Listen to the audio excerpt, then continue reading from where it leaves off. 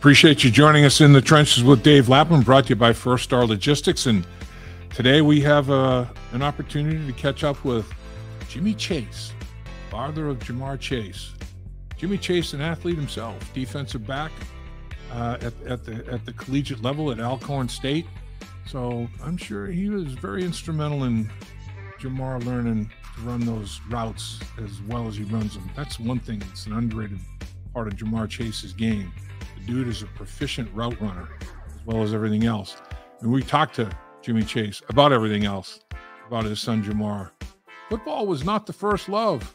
That's an interesting little tidbit. You can catch up with what he has to say about Jamar in his younger years. He played multiple sports, no shock there. His relationship with Joe Burrow is special. There's no question about that. And his ability to make plays is definitely special. Jimmy Chase, we talked to him about what it was like raising an NFL superstar at the wide receiver position.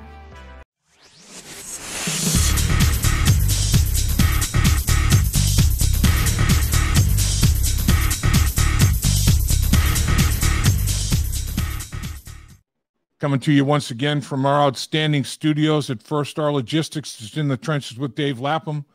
And we have a very special guest today. It is the father of Jamar Chase, Jimmy Chase. And I'll tell you what, it's like, oh yeah, I'm sure you're very proud to be Jamar Chase's dad, but he's a special player. You're a special guy, Jimmy. We appreciate your time. Well, thanks a lot, Dave. Thanks for having me. You know, the thing about you is, you know, as I was looking through some things about Jimmy Chase, certified addiction counselor, certified social worker, have an advanced degree in social work. I mean, you're about helping people, aren't you? Yeah, Dave, you did your homework, Dave. Yeah. I don't talk about that too much, you know what I'm saying? But I've been doing that for a minute now, you know? Yeah. And, yeah. I admire you. I mean, there's not enough people helping others out there, that's for sure. And now I can understand where Jamar has this guy has a solid foundation to his character. You know, you guys raised an outstanding young man, human being right there, not just football player. Jamar's solid as a rock, man. Yeah. It took a whole lot of work, though, you know. Is but, that right? You know, we're not talking about that. Oh, it took some work. But it's a process, you know. And so, you know, we made it through the process. So, yeah, I mean, everybody's probably wondering, what was it like being the parent of a future NFL superstar? How is it raising an NFL superstar? What's that like, Jimmy? Well, you know, I was saying he had success from an early age, right? So we was always teaching him about how to stay humble, like, you know, don't step on nobody's neck when they're down, you know, just because you're up, and like, stay humble and understand that this can be taken away from you at any time. Don't get too high and don't get too low. You know what I'm saying? Just keep that even keel. Yeah. So, I mean, you were a defensive back at Alcorn State yourself. So you're, you know, you were an athlete that achieved at a high level. Was Jamar, was he on every word? I mean, was he just like, man, you know, my dad knows what he's talking about. He's been there. Was it pretty good that way? No. Wasn't good that way, huh? You know, everybody told him that I played. He never seen me play. He never, you know, heard about me. So, you know, a lot of my stuff got lost in Katrina. You know, my awards and my plaques and stuff like that, right? So I told him to ask his grandmother, which is my mama, and he was like, she probably is going to just talk for you, you know. He was like, well, if you played, pull it up on the internet. And I was like, Jamar, they didn't have internet back in the days. He said that means you didn't play that. So he gives me a hard time. He gives me a hard time. So you know? when did you know that you might have something pretty unique, something pretty special when you saw Jamar out on a football field? At what age was it where it was like, geez, this guy might be unique? It started off when he was around, I want to say 10, 11 years old, right? Huh. He played on a football field, and he was a running back and a DB, right? And when he played DB, I called him Deion Sanders because he didn't tackle nobody. He just ran with him. But when he was on offense and he played running back, you couldn't catch him, okay? He was lightning in a bottle. He just used to run. And it actually started out, we just put Jamar in sports because he had so much energy, right? And me and his mom, we wanted to sleep at night. So, you know, we put him in sports to burn some of that energy off so we could sleep. And lo and behold, he turned into something special. Man, did he ever? I mean, was he always like physically strong for his age group? I mean, this guy is put together now. Was he always like one of the stronger kids in his age group? No. That happened in high school. Huh. But before that, you know, I tried to put him on a weight program, right? He's like, "Dad, I don't need to do that." Okay, so that shows you what I know, you know. I tried to put him on a weight program in 8th grade. He didn't want to listen. So he just did. I just had him doing push-ups. But when he got to high school, he found the weights and he fell in love with them. You know? He is. I mean, he is a dedicated weight room guy. I mean, he absolutely loves to lift. It's incredible how strong he is, man. The weights that he can clean, you know, at his size, and the weights that he can squat. I mean, he's one powerful young man. I mean, when you watch him play, Jimmy, what do you think is his biggest attribute? I mean, what do you think he does best? He's a whole lot smarter than I thought he was, right? Huh. Yeah, I give him credit for that. He's a real smart. He's a real intelligent football player. He knows how to set his DBs up. You know, my biggest thing with him was getting him to run fast, right? And I wanted him to run fast on every play, but once I was looking at him and studying the film, and I seen that, you know, he didn't need to run fast on every play because he had the guys play so far off of him, he had to lower them into him so he can do whatever he do, you know. But, you know, when he showed me that, or when I seen that, I was like, oh, he's smarter than I thought he was. So, you know, he got a real good football IQ. And you know that comes from me, right? Yeah, there you go. It's genetic, man. And yeah. I mean, it's good gene pool, Jimmy. No question. There you go. So he is. I mean, his football smarts. You know, Joe Burrow says that. You know, I said, what is it about Jamar that that makes him unique, that sets him apart?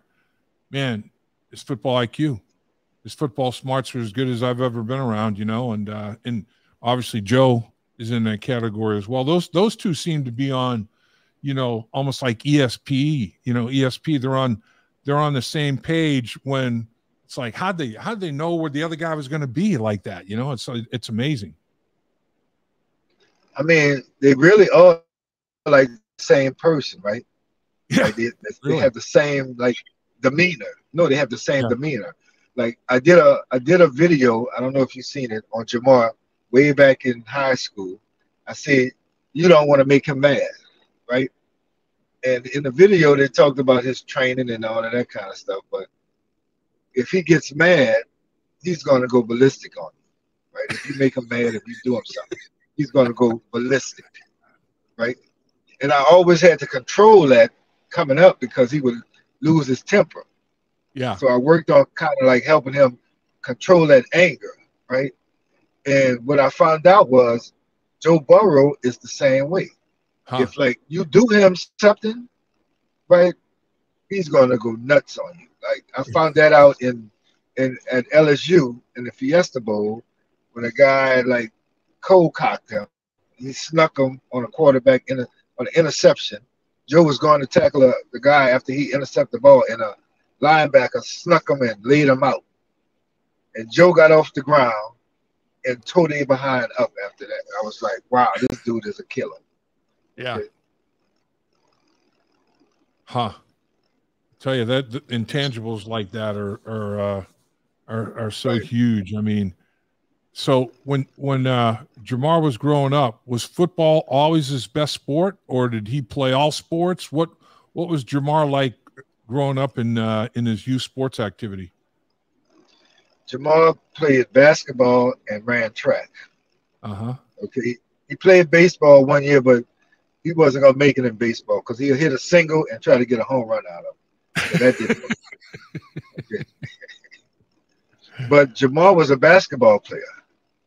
Okay. He was going to the NBA in basketball. The funny thing that happened along the way, he didn't like the basketball coach. Because Jamar was a point guard. He's a point guard. He would always steal a ball from the other team and have a fast break. And when he get the fast break, the coach would want to run a play instead of a fast break. And Jamar said, Dad, I don't want to play basketball anymore. So a future potential NBA star, man, was turned off by a coach about playing hoop. Huh? What did Jamar do with track? What events did he run? He ran. He set the state record in the long jump. Did he really? Oh. Yeah, 24 feet 2 inches. Woof. Did he ever try the triple jump? No, I told him to do it. He was like, "No, Dad, that's too much." You know, yeah. he was doing good in a high jump, but he said that was too high. He didn't want to do that. That was too high up in the air. I tell you, he is as he's a freak. He is a freak explosiveness. He is. Looking at that body, you'd be like, how can that body move like that, man? And the strength that he has, he just overpowers defensive backs. His size-speed ratio, when guys talk about size-speed ratio, he is the perfect example of it. I mean, man, you take the speed that he has and the body that he has, like you said, he's a freak. Right, you know, but the amazing thing is he's been doing that all his life. Like it's normal to me. So when I don't see him doing that, I question him and I get on him because like you do that all the time. Like what's the problem? You know, he's like, yeah, it's not that easy. No, I'm like, well, you make it look easy. You know. Oh man. So what other hobbies what other things interested him as Jamar was growing up? He was a real active kid. He just loved to play. He just loved to have fun. Anything dealing with playing. Well, at one time, he was an avid book reader. You know. Really? Yeah, but that quickly changed once his friends found out he was reading books. You know, against peer pressure. You know, he had two cousins. We used to travel all the time, you know, and he had two cousins, girls, and they used to read books. So he seen them reading, so he wanted to read too. So he would read with them. But then when his male friends come around, like, Fred, you reading books? He kind of like put it down. So he's the youngest. He's got a couple of brothers, a couple of sisters. Do you think he grew up, you know, like he was toughened up at a young age, having a couple of older brothers like that? Yeah. He was like, he's 10 years younger than his oldest siblings. Yeah. Right? And they kind of pushed him around and bossed him around at an early age. But he grew big and tall than all of them except one, you know. So he had a little rough going at some time coming up. And he always played with older kids. He never played with kids his age. Right. You know? Right. I would go around the corner from the house and pick him up from playing basketball, and he's playing with he was in elementary school. He's playing with kids in high school. I'm like, what you doing with them with them boys? He's like, Dad, that's my friends. I'm like, that's not your friends, Jamal. Them dudes is older than you. Like, that's why I play basketball with. So that's how he learned. He came up like with older guys. He was challenging himself at the youngest age possible. How frustrated was he having to deal with that injury last year? It seemed like it was driving him crazy not being able to play. You know, looking at how he was having to deal with that. Yeah, I guess it kind of like taught him some patience. Yeah. Right. He was like real anxious to get back because he never really had an injury before. Knock on wood, you know. Yeah, I hear you. So he never really had to miss any games, you know. And that's the thing that drove him. He hate missing a game. He would die. He would do anything to play in the game. That used to be his punishment, right? If you don't do this, you're not playing in the game this weekend. Yeah. So he would do whatever he had to do because he didn't want to miss that game. But he still kind of ticked off about that because, you know, he keeps repeating to me, well, Dad, I missed 4 games. So it felt like he let his team down and, like, he could have did better statistically if he'd have played those 4 games. You know? Yeah. He still put up good numbers, though, man. He's I know. He's unbelievable. He really is. So what was it like the first time you talked to Jamar after he had his first, after he first got to know Joe Burrow and started playing with Joe Burrow? What was your first, what do you remember most about your initial dialogue with Jamar, him talking about Joe Burrow? I asked him, I'm like, how was the quarterback? I was the quarterback y'all got, the dude Joe. He said, he's all right.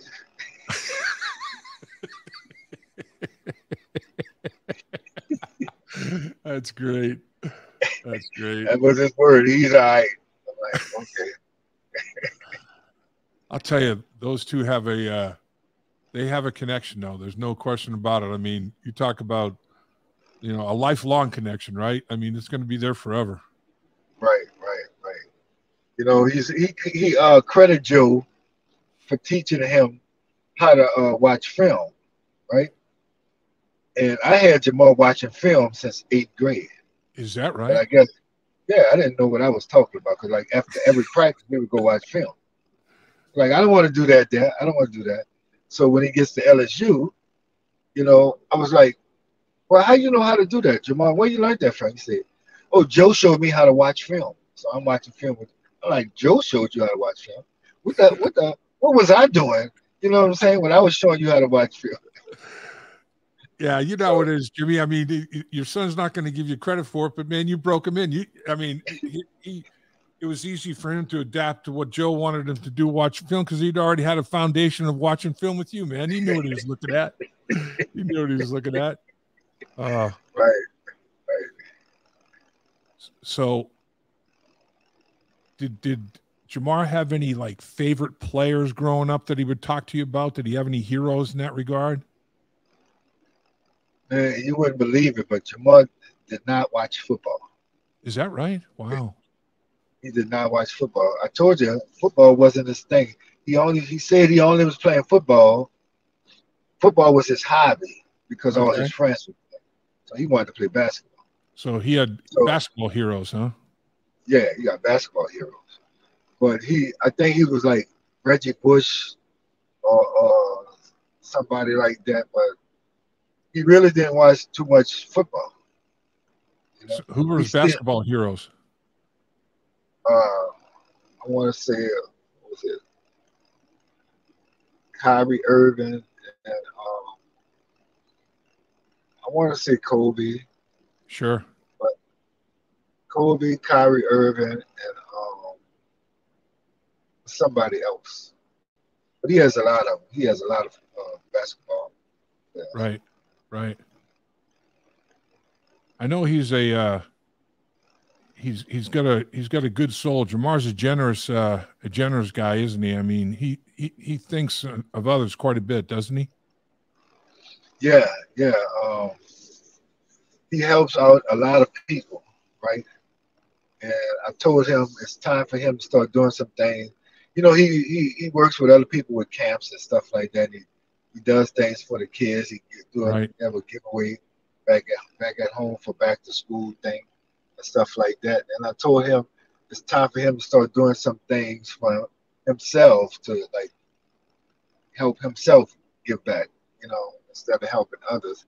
Not to say that, you know, he's not going to stop helping others, but you know, you need to develop your own off the field brand and promote what you do. You know? Right. He doesn't like that. He doesn't like that the limelight and the attention. You know, he just want to do it and be anonymous and stuff like that. Sure. What do you think? Does he talk to you about, you know, goals, or is he a goal-oriented young man, or is it just I'm going to go out and do the best I can and just let that be the case? Yeah, he is a goal-oriented person. You know, I told him that a long time ago. You know, like you have to set goals, bro, and reach your goals. And once you reach your goals, you can set some more. You can't just be satisfied with the status quo. You always have to keep pushing yourself. So he's a goal-oriented person. What are some of the can you give us I don't necessarily want to pry into secrets between the son and the dad, but can you give us a couple of his big goals? Well, the biggest goal is he wants to win the Triple Crown. You know? Okay. Yeah, he wants to do that, but I can't give you the rest of them. I get in trouble. Catches, yards, and touchdowns, right? Like Cooper Kupp did. Cooper Kupp wanted that one, catches, yards, and touchdowns, the Triple Crown, being number one in the league in all three categories. That's very, very possible. I think that can happen. In fact, I'm thinking it might happen this year, man. I think it could. I mean, it can happen. The toughest part would be the catches. Yeah. Because Jamar does more with less. Okay. He gets more yards and more touchdowns with less catches than everybody else. So I don't know if he's going to get all of those catches, but maybe he will. Depends on how the defensive play on him. You know, anything is possible. I think that's, I mean, an underrated part of his game. Like you talked about, once he catches the football, the fun starts. That dude with the ball in his hands is a beast now. He is a beast. I mean, one person is not going to bring Jamar Chase to the ground. It's just not happening, man. You know, you might be lucky to get a fingernail on him, and then if you do, he's going to run you over. I mean, that dude is he is a unique talent in that regard, boy. The fun starts after he gets his hands on the pigskin, man. And it's been like that for years. Yes. That's his running back experiences take over, right? You know, now I'm running back in space, and here I go. Yeah, because he plays like Tony Dorsett. He don't want nobody to touch him. Tony Dorsett and O.J. Simpson, they didn't like to get touched, so he just just runs, you know. Yeah. So does Jamar talk much about you know, Joe's contract and T's and his? You know, he would obviously love that big three to stay intact. I know Bengal fans would love it as well. Is Jamar hopeful in that regard, obviously? Yeah, he feels pretty positive about it, you know. He just say we just have to sit and wait, you know, but he definitely want that to happen. So I think all three of them definitely want that to happen. So yeah, that group is they're not only great players, there's a bond there. You can see it's real. I mean, those three are tight. There's no question, right, Jimmy? Yeah. Joe come over to the house for around Thanksgiving time. He make sure he get his New Orleans Thanksgiving food. Okay, T's over all the time, you know. So we get a chance to see those guys every now and then. That's awesome. Well, I'm looking forward to this season. I mean, I think that you know, obviously Joe is slowed down a little bit with this calf problem, but knowing him, they're going to have to put the reins on him and pull him back, make sure that he takes enough time to let that thing heal up. That dude is a competitor now. He wants to. He loves the grind, man. He wants to work, doesn't he? They're the same type of person, you know. I told Jamar had a high ankle sprain one time in high school. He's like, look there. He's like, look there. It's better. I can walk. I said, I know you can walk, but you can't run, son. Okay, just slow down. You know. Right. Yeah. Right. I'll tell you though, it's really exciting here in Cincinnati to have these guys early in their careers. Hopefully they can stay together and put on performances year after year. I tell you that 40 games, counting, you know, regular season playoff games, they've made 2 runs like they've made, back-to-back AFC North champions. I mean, setting records in the process of doing it. Jimmy, I'll tell you, the city is very grateful that Ja'Marr Chase is here in Cincinnati doing what he's doing. We can't thank you enough, man. Well, we're happy to be here in Cincinnati because it's a blessing in disguise for us. Like, it wasn't my first choice, but I'm so glad it happened, you know. And it's been nothing but love in Cincinnati, and we love Cincinnati too. Well, Cincinnati loves you guys. They love the Chase family, and your son is, I'm telling you, he is special with a capital S now. This guy is as good. He is as gifted an athlete, man. He's got a lot of traits that most people would love to just have one of them, and he's got a bunch of them. Well, that means a lot coming from you, Dave. That means a lot. I appreciate you, Jimmy. Thanks for carving time. I know you got a lot going on. Best to you and your family. Hit him long and straight today, my man. Will do, sir. All right. Have the best round you ever had. I will. All right. Thanks. Thank you. Appreciate you. All right. Dave Lapham here, and awesome. Every day I am grateful for my experience to have played professional football. As a player, I realize self-motivation, leadership, and appreciating your teammates are key. At First Star Logistics, you can use those same attributes to create the life you want for you and your family. Build your future by working hard like I did. You'll see results both on and off the field. Call First Star Logistics today and be part of our winning team. Opportunity knocking.